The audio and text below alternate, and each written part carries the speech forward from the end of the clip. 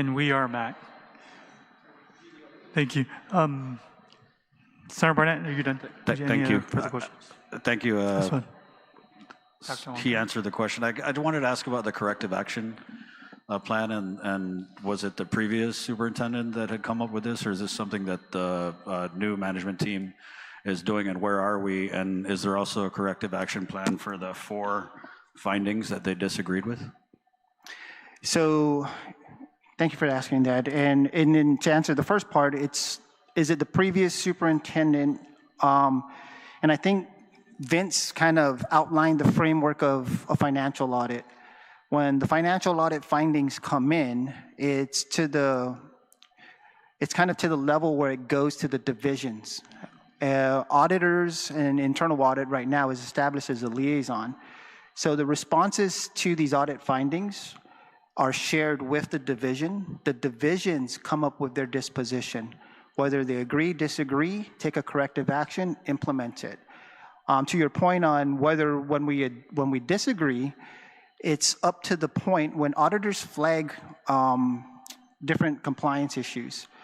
This is a single audit that gets filed in the federal clearinghouse. It's not the final say and standing of whether it's going to be questioned or if it's going to be, it's what's brought to the attention of the granting agency. So where there's a disagreement, we take our documentation and we take our points to work with the U.S. Department of Education or the granting agency for that matter to resolve the audit finding. So for many of the actions, corrective action plans are required, and for many of the findings in this audit, we've already taken that. Relative to procurement, I believe it was for, and I have one in front of me, where they say that there is a lack of policies or for suspension and debarment. We do have that. When they tested, it was probably an administrative error versus a system error or requirement not aligned to law. The other one was for the Davis-Bacon wage requirements. We know that we comply with that. Again, it could be a one-off testing. So what's the next steps for us is take the corrective action, implement it, because as these audits are cyclical by next year, this audit period, it gives us time to resolve them. So a corrective action plan is going to be followed up by the external auditors, OPA and E&Y, and then you'll have an update on the 12 audit findings, what's resolved and what's unresolved.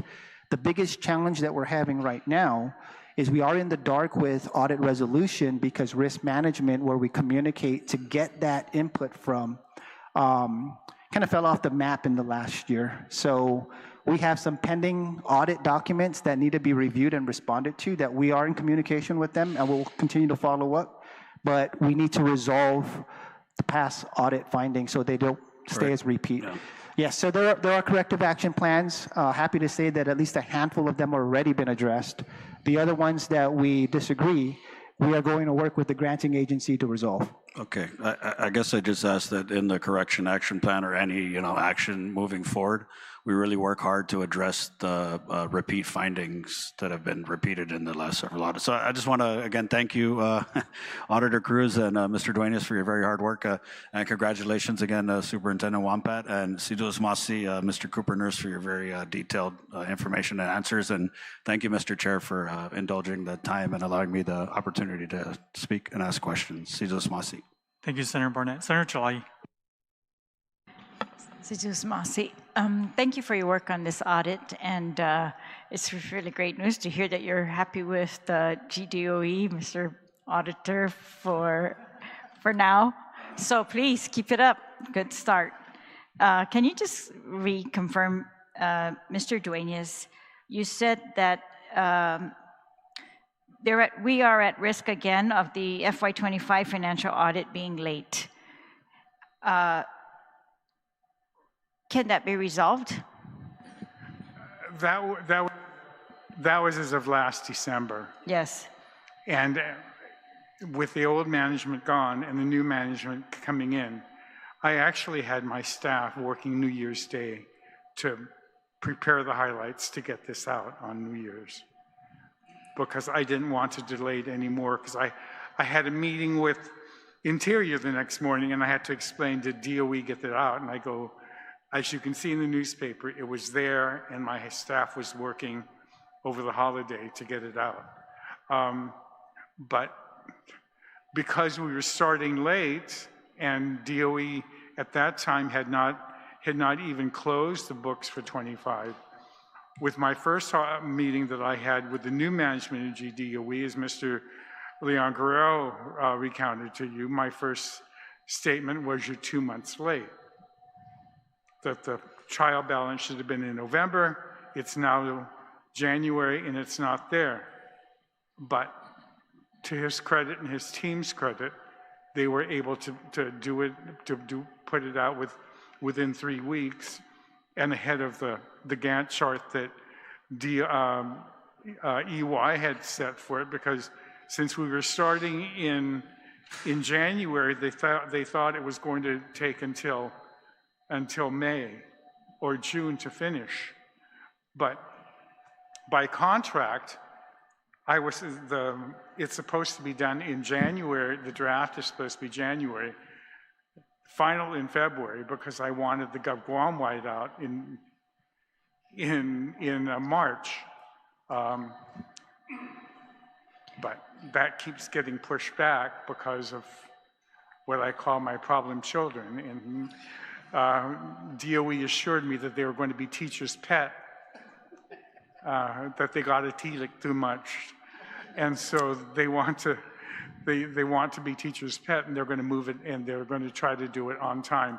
And if they keep doing what they're doing, of responding as quickly as they did, and resolving 22 of the 28 requests, and being ahead of the date line set, I think we might be able to get this out earlier than June. And hopefully, as I told them, and I've tried to, with every management that I've had to deal with at DOE, it's to your benefit to have an audit that you can show that you spent your money well when you go to your budget hearing. At least it was in my day. But unfortunately, you guys have been giving them money in spite of it. I mean, have them, the hospital, and I'm like, I give up. Students think about it. All right, so is it fair to say then that as of today, which is February, that we have no reason to believe that the FY25 records from GDOE will be late? And I think, Mr. Cooper-Nurse, you said there's no reason that they cannot complete this or what's required of them. And Mr. Leon Guerrero has said that that's their goal. No, it's their goal. And as he mentioned, I reverted back to my old practice in juvenile court of having periodic status meetings with them, and if necessary, having to call Grandma and Grandpa into the meeting because I need some help. All right, okay, that's excellent news. All right, thank you, and good luck again. Can you just elaborate a little bit on DOI, these meetings with DOI? What are they looking for, and what is at risk? What is at risk? The new administration, this probably is the only thing that I can credit the Trump administration with, is that when they named the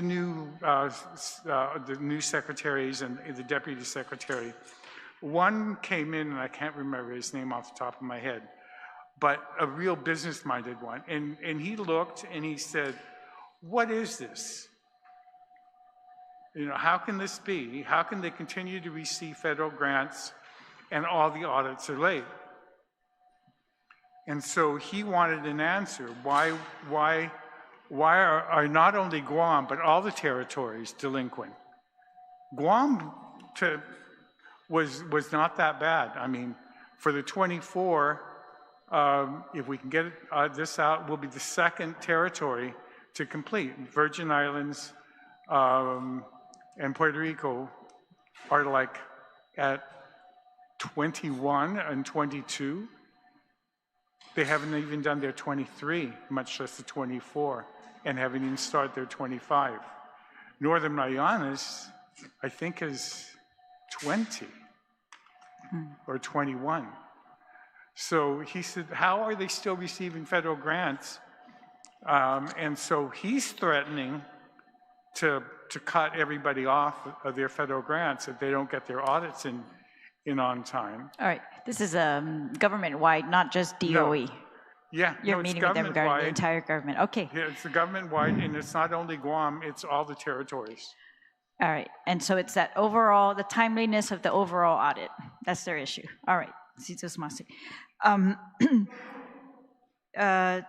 And you said you're coming out with it this month?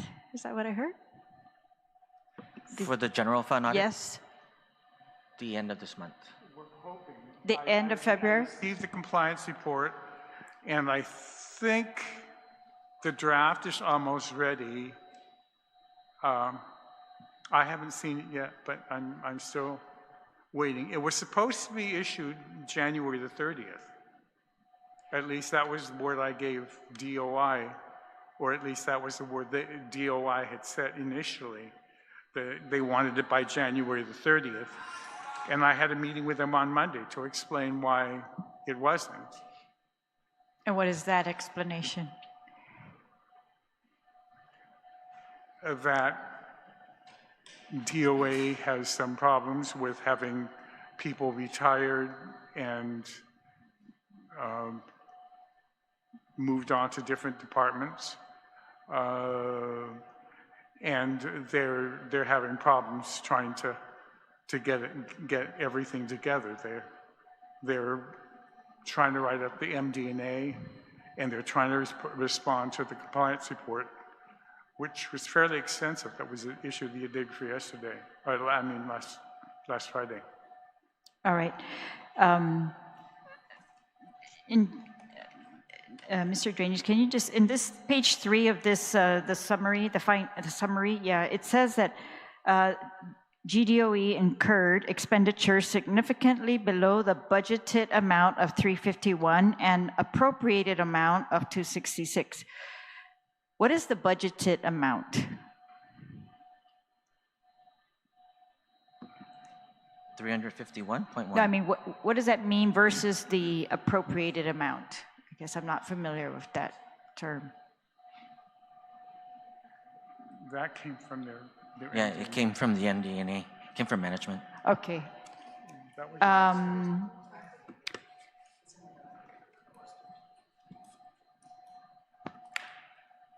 All right. Okay, so yeah, like we would normally just compare it to the appropriated amount. Is there something with that term budgeted amount? No, so again, I'll have to go back to the numbers and the reference to it, but I think the point there is the appropriation level and the expenditure level. So Okay. basically, expenditures were under appropriation levels, triggering the surplus. All right. No, I get that part. So I just wanted to know why they say budget. Yeah, Okay. we can all go right back then. and look at the language and Okay. make sure it's consistent. And then, I guess back to the 12.1 million that they said, you've initiated conversations to hopefully extend the use of that money and not completely lose it. Like it looks like we've lost it. The time has expired. But I want to know, it says, despite multiple liquidation extensions, GDOE was unable to properly utilize. Why? No one has said, but why? Why not? And that's where we have to examine where expenditures are encumbered and obligated and where they are executed to the final obligation during the period of performance. Because when we look at those grants, those are actually old grants. Those are grants that we already went back to the granting agency and said, we need an extension, we need a late liquidation. However, in order to properly liquidate and receive the funds, get reimbursed or draw the funds, you have to make sure that there is an expenditure through procurement or an invoice that can support that cost.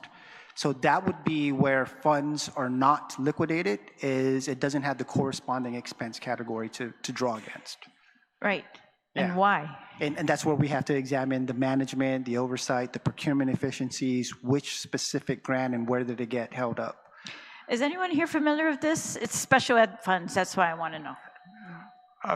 part of the problem again is management and the fact that they've changed. If memory serves me right, the new head of special ed was only named last calendar year, and these problems started Years ago. before her term. All right. Okay, and as for DOE, I think I'm satisfied with your efforts and that you're going to improve. If I could just ask you, Public Auditor, when you raise this point about, because they're trying to hire a controller, and of course that's some of the issues that we've seen, that the cause is, as you said, the lack of auditors or staff that they need to accomplish these. And then you talked about the salaries of auditors, accountants at DOA, GDOE, and the OPA. And I've asked my staff to check if there's any language in the new budget addressing that. But you believe this is something that DOA cannot resolve by itself in establishing, they do the desk reviews, they do the pay adjustments based on desk reviews when that last increase was made, DOA announced that they were going to do somebody help me. Desk audit. No, they were going to start a program. It was market price.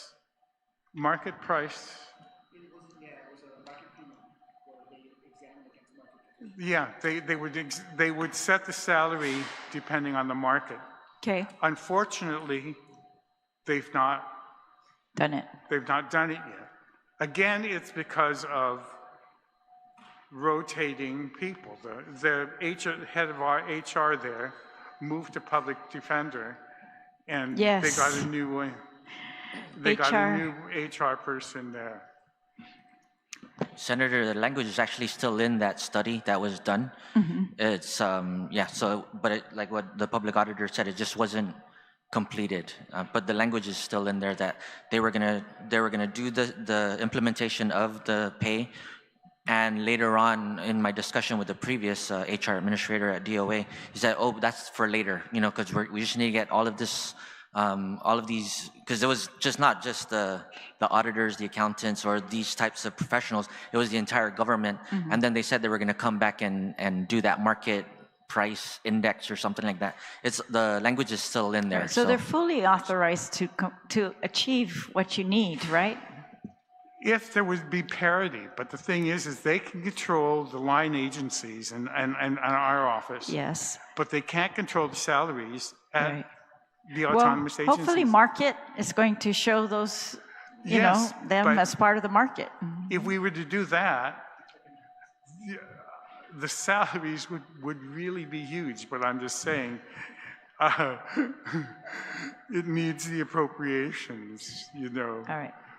Well, again, thank you to all the auditors who remain with DOA, GDOE, and OPA at this point, and Sidus Masi for all of this work. Thank you, Mr. Chair. Thank you, Senator Talahi. Vice Speaker Audit. I don't have any questions. Just maybe one, but just to the auditor and your hard work over the years and always advocating for accountants and auditors to really be up there in salary. And I think that's where it's very important that we all should understand is that if there's no one to audit the books and there's no accountants to do the work that needs to be done, we're not going to know how much money we have or spending. And all the years that you've been advocating for it, I truly hope that we'll be able to do something soon before we lose all our auditors and accountants to the private sector. And I hope that when the auditor had mentioned it to the last superintendent about, we see the savings from the third-party fiduciary that, hopefully we'll be able to put something to, I hope, Madam Superintendent, that you'll be able to look into that as well and do what we can. And unfortunately, we're not going to lose him to the private sector. We're losing him to the autonomous agencies. Yeah, and that too. Even the private sector has had to increase their salaries, which has increased the cost of our audits because of the fact that thankfully you've increased my office salaries, but the fact that we're trying to keep up with the autonomous agencies is driving everything up. Yes. And unless you say parity and you can stop it, because GSWA just stole a person from